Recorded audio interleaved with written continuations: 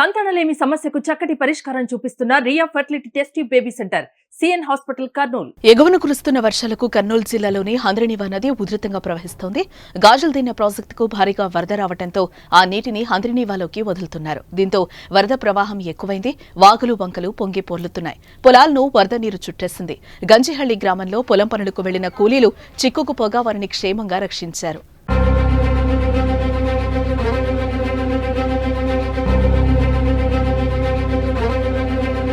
మొత్తం 27 మంది కూలీలు మంగళవారం ఉదయం పొలానికి వెళ్లారు. తిరిగి వచ్చే క్రమంలో ప్రవాహ ఉధృతి గమనించక నీటిలోకి దిగారు.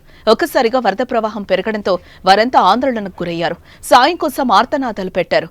రక్షించండి అంటూ వేడుకున్నారు. దీంతో సమాచారం అందుకున్న పోలీసులు రంగంలోకి దిగారు.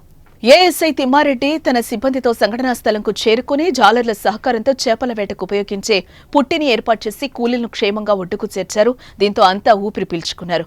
ఎంతో ధైర్య సాహసాలతో సహాయక చర్యలు చేపట్టి కూలీలను కాపాడిన పోలీసులను గ్రామస్తులు అభినందించారు.